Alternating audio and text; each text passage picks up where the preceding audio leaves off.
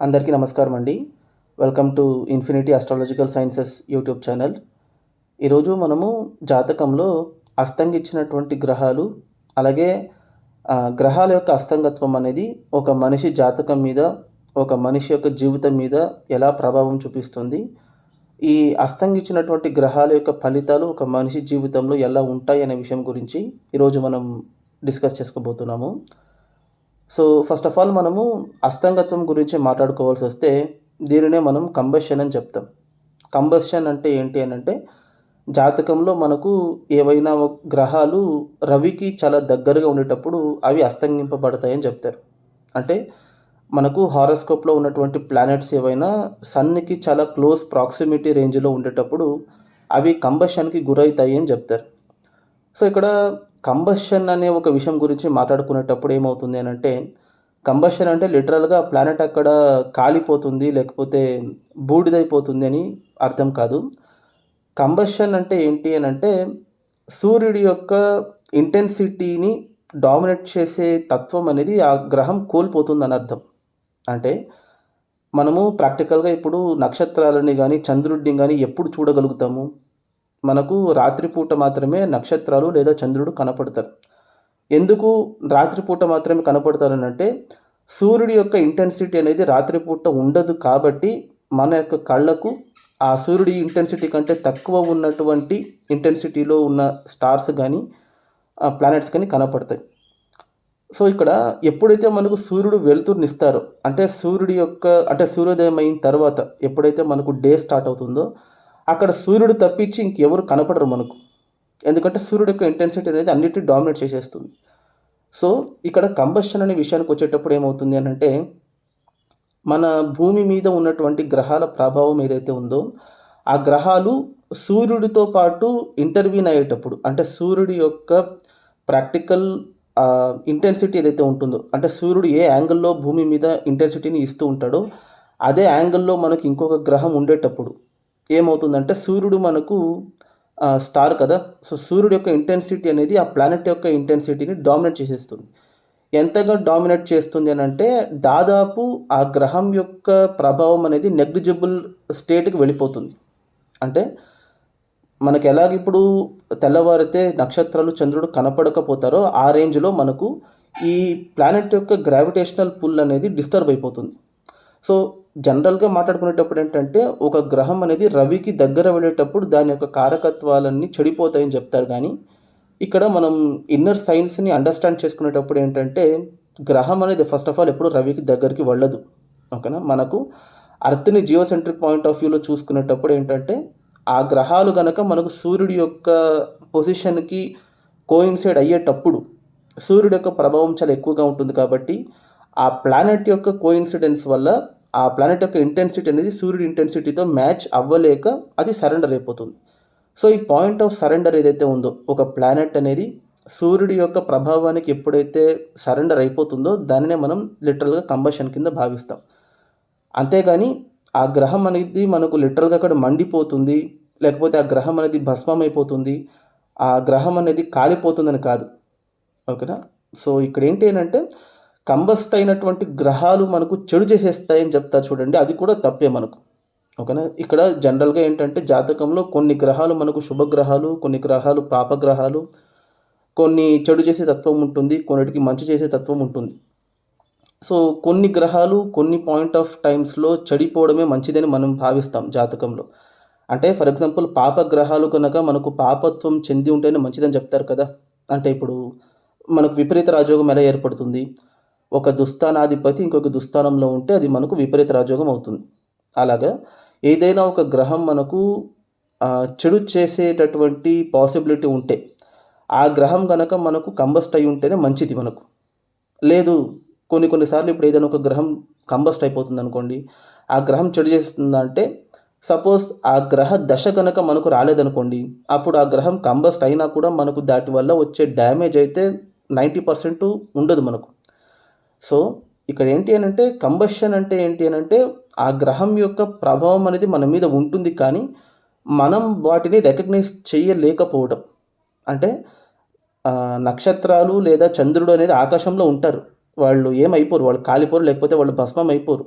కానీ తెల్లవారిన తర్వాత సూర్యుడి యొక్క ఇంటెన్సిటీ పెరిగిపోతుంది కాబట్టి మనం వాటిని గుర్తించలేకపోతాం. అంతేగాని దట్ డస్ నాట్ మీన్ ఆకాశంలో వాళ్ళు లేరన్నట్టు మనం అనుకోకూడదు అక్కడ. సో ఇక్కడ ఏమవుతుంది అని అంటే, మనకు ఎప్పుడైతే సన్ యొక్క ఇంటెన్సిటీ అనేది ఒక గ్రహం యొక్క ప్రభావాన్ని డామినేట్ చేసేస్తుందో అప్పుడు దాన్ని మనం అస్తంగత్వం కింద భావించాలి.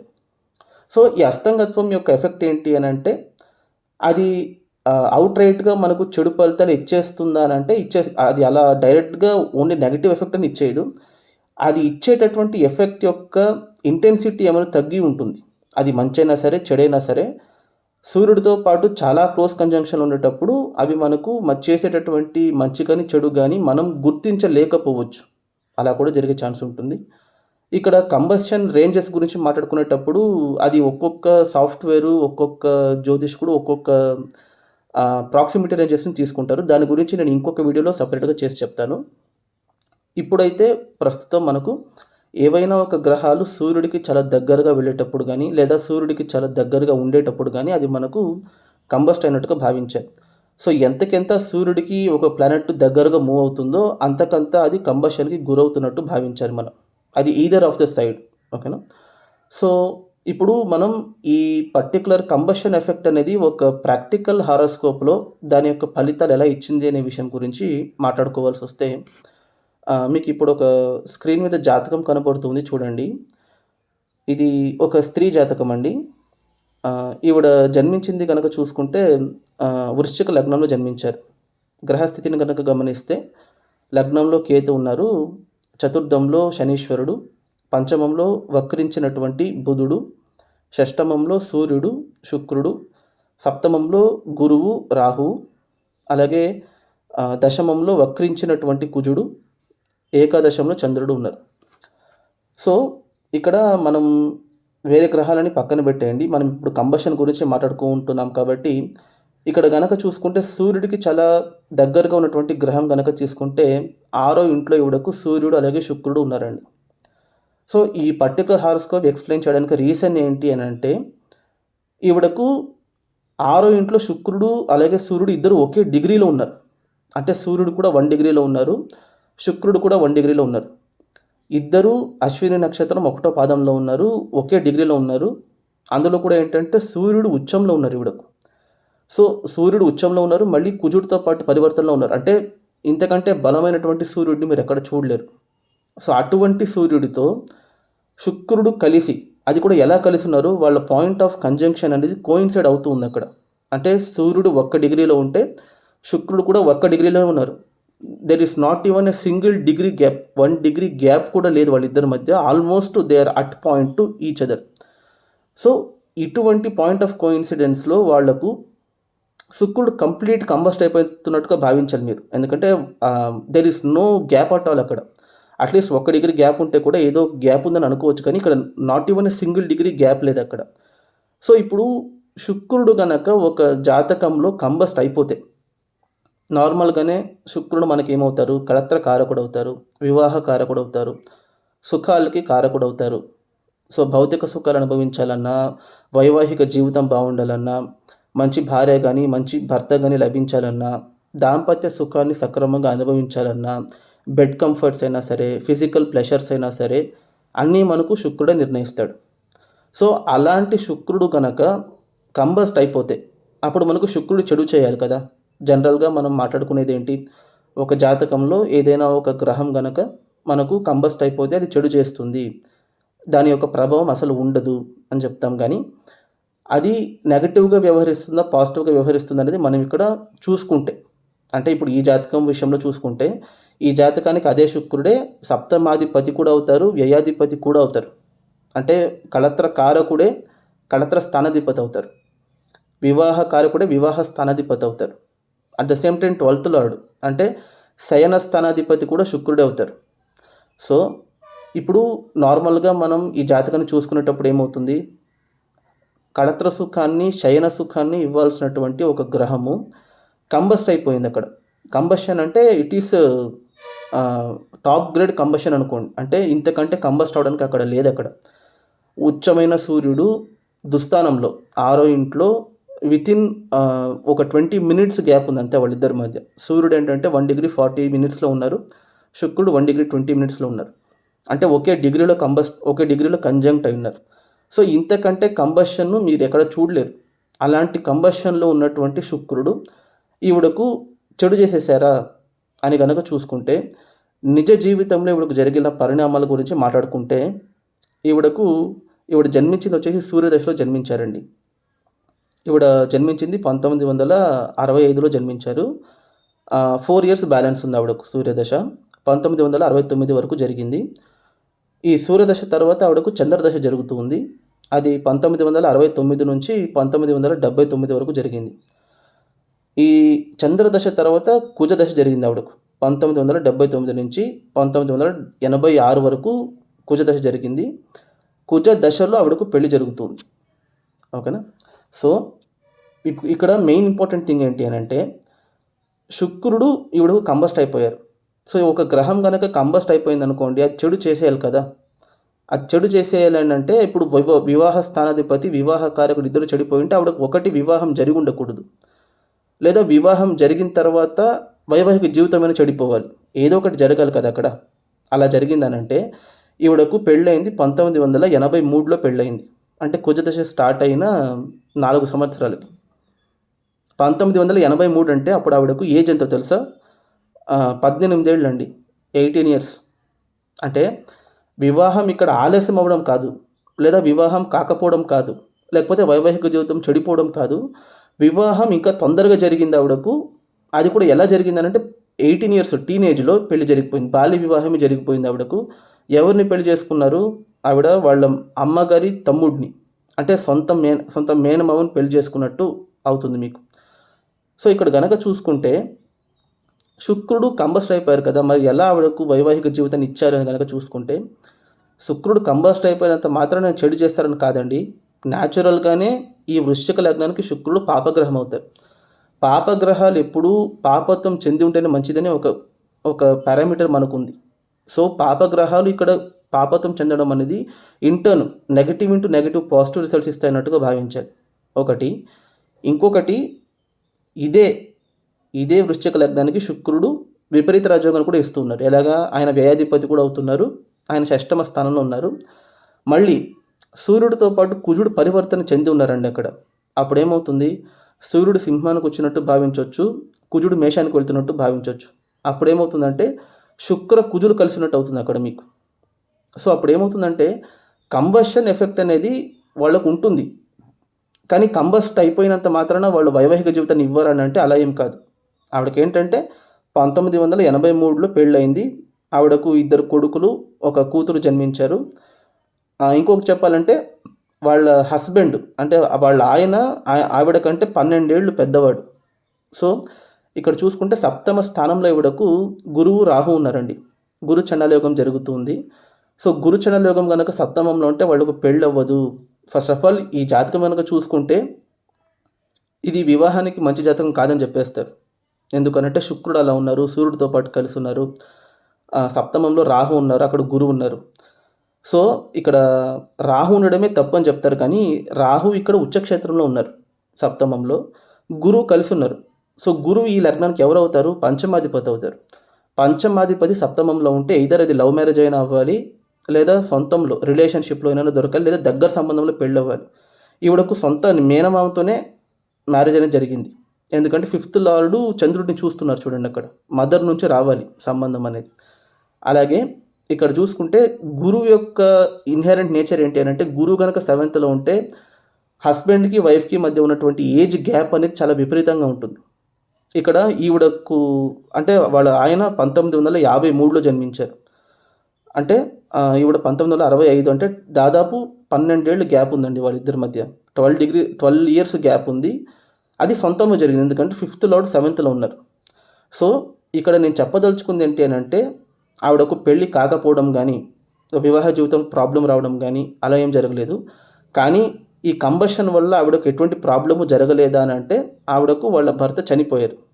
2020లో చనిపోయారు. కరోనా టైంలో చనిపోయారు, కరోనాతో. సో ఇక్కడ నేను చెప్పేది, ఆవిడకు వైవాహిక జీవితాన్ని ఇచ్చారు, శుక్రుడు ఆవిడకు వివాహాన్ని ఇచ్చారు, భర్తనిచ్చారు, వైవాహిక సుఖాన్ని ఇచ్చారు, దాంపత్య జీవితాన్ని ఇచ్చారు. కానీ కంబషన్ ఎఫెక్ట్ అనేది ఉంటుందనంటే ఉంటుంది. అది ఎలా వ్యవహరిస్తుందనంటే కరెక్ట్‌గా ఆవిడకు గురు దశ జరిగేటప్పుడు, అంటే శుక్రుడి ఇంట్లో ఉన్నటువంటి గురు దశ జరిగేటప్పుడే ఆవిడకు వాళ్ళ ఆయన చనిపోతున్నారు. కరెక్ట్‌గా అది ఆవిడకు 2020లో ఎండ్ అయింది. కరెక్ట్‌గా 2020లోనే వాళ్ళ ఆయన చనిపోతున్నారు. సో, దీని అర్థం ఏంటంటే ఇప్పుడు వాళ్ళ ఆయన చనిపోయారు కాబట్టి అది శుక్రుడి కంబషన్ వల్ల జరిగిపోయిందనంటే అలా కాదు. శుక్రుడి కంబషన్ వల్లే ఆవిడకు వివాహం జరిగింది. కానీ వైవాహిక సుఖాన్నయితే ఇచ్చారాయన. ఇక్కడ ప్రాబ్లమ్ ఎక్కడి నుంచి వస్తుందనంటే మాంగళ్య స్థానాధిపతి నీచంలో ఉన్నారు బుధుడు. సో, ఈ మాంగళ్య బలం అనేది కొంచెం తగ్గేటప్పుడు ఏంటంటే వైవాహిక జీవితంలో ఉన్నటువంటి ఆ సుదీర్ఘమైన దాంపత్య సుఖం ఏదైతే ఉందో అది కొంచెం దెబ్బతింటుంది. అంతేగాని ఒక గ్రహం గనక కంబస్ట్ అయిపోతే అది మనకు అవుట్ రైట్‌గా చెడు చేసేస్తుందని కాదు. ఆవిడకు మ్యారేజ్ అయింది ఎప్పుడు? 1983లో. వాళ్ళ భర్త చనిపోయింది 2020 అనుకోండి. సో, దాదాపు 37 ఏళ్ళు వాళ్ళు కాపురం చేశారండి. 37 ఇయర్స్ వాళ్ళ మ్యారిటల్ రిలేషన్‌షిప్ అనేది ఉంది. దట్ ఈస్ యావరేజ్‌గా గుడ్ మ్యారిటల్ రిలేషన్‌షిప్. ఇంకా చెప్పాలంటే వాళ్ళ ఆయన బతికుండేంత వరకు వాళ్ళ ఆయనకి, ఈవిడకు మధ్య ఉన్నటువంటి ఆ సంబంధం బావుంది.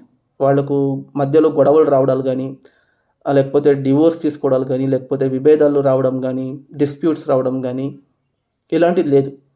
కానీ అది ఎలా ఇచ్చింది అనంటే మాంగళ్య స్థానాధిపతి నీచంలో ఉండి, అలాగే ఆ కరెక్ట్‌గా సప్తమ స్థానంలో ఉన్నటువంటి గ్రహ దశ జరిగేటప్పుడే, అంటే గురు దశ లాస్ట్ ఆల్మోస్ట్ ఎండింగ్‌లో ఉండేటప్పుడు శుక్రుడు ఇంట్లో ఉన్నారు. ఆయన వ్యయాధిపతి కూడా అవుతున్నారు. కరెక్ట్‌గా గురు దశ జరిగేటప్పుడు ఆవిడకు భర్త వియోగం అనేది జరుగుతుంది. సో, కంబషన్ ఎఫెక్ట్ అనేది ఎలా ఉంటుందనంటే అది ఒక విషయాన్ని మనకి ఇస్తుంది. ఇవ్వకుండా కాదు కానీ మనం దానిని రికగ్నైజ్ పోవచ్చు అంతే. ఇక్కడ శుక్రుడిని మనం ఎగ్జాంపుల్‌గా తీసుకున్నాము. ఫర్ ఎగ్జాంపుల్ గురువు తీసుకోండి. గురువు మనకు పుత్రకారకుడు అవుతారు, లేదా సంతానకారకుడు అవుతారు. సో, అక్కడ గురువు గనక కంబస్ట్ అయిపోతే వాళ్ళకు పిల్లలు పుట్టరు. లేకపోతే పిల్లలు పుట్టిన తర్వాత పిల్లల నుంచి రావాల్సిన సంతాన సుఖం దెబ్బతింటుంది. అలా భావించకూడదు మనం. ఎయిదర్ పిల్లలు కలిగేటప్పుడు ఏమైనా వాళ్ళకు ప్రాబ్లమ్ రావచ్చు. అబార్షన్స్ గానీ, మిస్‌క్యారేజెస్ గానీ రావచ్చు. పర్టిక్యులర్‌లీ ఆడవాళ్ళ జాతకంలో గనక గురువు గనక కంబస్ట్ అయి ఉంటే. కంబషన్ కూడా నేను ఇక్కడ ఎలా చెప్తున్నాను అనంటే ప్రాక్సిమిటీ రేంజెస్‌ని చూసుకోవాలి మనం అక్కడ. నేను ఈ జాతకం ఎందుకు చెప్తున్నాను అనంటే సూర్యుడు కూడా, శుక్రుడు కూడా ఇద్దరు ఒకే డిగ్రీలో ఉన్నారు. అందులో సూర్యుడు ఉచ్చంలో ఉన్నారు. కంజంక్ట్ అయి ఉన్నది కూడా 6వ ఇంట్లో దుస్థానంలో కంజంక్ట్ అయి ఉన్నారు. సో, ఇది బలమైన సూర్యుడితో పాటు కలిసినటువంటి జాతకం. ఇక్కడ ఇంకొక పారామీటర్ ఏంటి అనంటే ఈవిడకు ఇదివరకు శుక్రదశ రాలేదండి. అది రాదు కూడా. ఆవిడ పుట్టిందే సూర్యదశలో పుట్టారు కాబట్టి శుక్రదశ ఎప్పుడో 100 సంవత్సరాలు అయిన తర్వాత వస్తుంది ఆవిడకు. కానీ ఇఫ్ సపోజ్ ఈవిడ జాతకం ప్రకారం ఈవిడకు గనక శుక్రదశ జరిగి ఉంటే అప్పుడు ఎలా ఉండుండేది అనంటే అప్పుడు సపోజ్ ఆవిడకు పెళ్లి చేసుకునే ఏజ్‌లో కనుక శుక్రదశ వచ్చి ఉండుంటే అప్పుడు ఎయిదర్ ఆవిడకు ఒకటి వివాహం జరగకుండా చాలా డిలే అని అయి ఉండేది. వివాహం జరిగి ఉంటే అప్పుడు ఏమైనా భర్తతో పాటు విభేదాలు గానీ అలాంటివి వచ్చుండేది. అంతేగాని శుక్రదశ రాలేదు కాబట్టి ఆవిడకేం జరిగింది అనంటే శుక్రుడు ఆవిడకు వివాహాన్ని ఇచ్చారు, వైవాహిక సుఖాన్ని ఇచ్చారు, భర్తని ఇచ్చారు, కుటుంబాన్ని ఇచ్చారు, సంతానాన్ని ఇచ్చారు. కానీ దాంపత్య బంధం ఏదైతే ఉందో అంటే సుదీర్ఘమైన దాంపత్య జీవితాన్ని ఇవ్వలేదు. యావరేజ్‌లీ గుడ్ మ్యారిటల్ లైఫ్‌ని ఇచ్చారు. 37 ఇయర్స్ కాపురం చేశారంటే that is a very good marital life అనే అనుకోవాలి. అంటే ఆవిడకు చైల్డ్‌హుడ్ మ్యారేజ్ అయిపోయింది. బాల్య వివాహం జరిగింది కాబట్టి 37 ఏళ్ళు వాళ్ళు వైవాహిక బంధంలో ఉండగలిగారు. ఆవిడ ఒక 30 ఏళ్లలోనో లేకపోతే ఒక 27 తర్వాత చేసుకుంటుంటే అప్పుడు అది కొంచెం దాంపత్య జీవితం దెబ్బతిన్నట్టుగా మనం భావించుండొచ్చు. కానీ 37 ఏళ్ళు వాళ్ళు ఒక వైవాహిక జీవితంలో ఉన్నారు అనంటే శుక్రుడు అక్కడ కంబస్ట్ అయినా కూడా ఆయన విపరీత రాజయోగంలో ఉన్నట్టు అవుతుంది. ఆయన ఉన్నది కూడా ఎలా ఉన్నారు, ఆయన కుజుడితో పాటు పరివర్తన చెందుతున్నట్టు అవుతుంది మీకు అక్కడ. సో, లగ్నాధిపతి, సప్తమాధిపతి కలిసి ఉండడం కూడా మనకు రాజయోగమే అవుతుంది. సప్తమంలో మీకు పంచమాధిపతి ఉండడం కూడా రాజయోగమే. అక్కడ రాహు ఉచ్చంలో ఉండడం కూడా రాజయోగమే. గురుచండాల యోగం ఉండడం కూడా రాజయోగమే ఆవిడకు. ఓకేనా? సో, ఎప్పుడైనా సరే ఒక గ్రహం గనక మనకు జాతకంలో కంబస్ట్ అయిపోయినంత మాత్రాన ఆ గ్రహం చెడు చేసేస్తుందని మనం భావించకూడదు. ఆ గ్రహం ఇచ్చే రిజల్ట్ ఏమైనా కొంచెం ఆల్టర్ చేసి ఇవ్వచ్చు మనకు. ఎయిదర్ అది హై ఇంటెన్సిటీలో ఇవ్వచ్చు లేదా నెగటివ్ ఇంటెన్సిటీలో ఇవ్వచ్చు. ఇక్కడ ఏంటి అనంటే ఆ గ్రహం పాపి అయి ఉంటే మనకు మంచిది. ఈ లగ్నానికి శుక్రుడు పాపగ్రహమే. ఆయన కంబస్ట్ అయి ఉండడం మంచిదే. ఓకేనా. కానీ ఈవిడ చేసుకున్న అదృష్టం ఏంటంటే శుక్రదశ ఆవిడకు రాలేదు. ఒకవేళ వచ్చుంటే అప్పుడు ప్రాబ్లమ్ అయ్యి ఉండేది. ఓకేనా. సో ఇంతవరకు నా వీడియో చూసారనంటే మీకు ఈ వీడియో నచ్చిందని అనుకుంటున్నాను. దయచేసి ఈ వీడియోకి ఒక లైక్ చేయండి, షేర్ చేయండి. మీ యొక్క వాల్యుయబుల్ ఒపీనియన్స్ని కామెంట్ రూపంలో తెలియజేయండి. దయచేసి ఛానల్ని మాత్రం సబ్స్క్రైబ్ చేసుకోవడం మర్చిపోకండి. Thank you.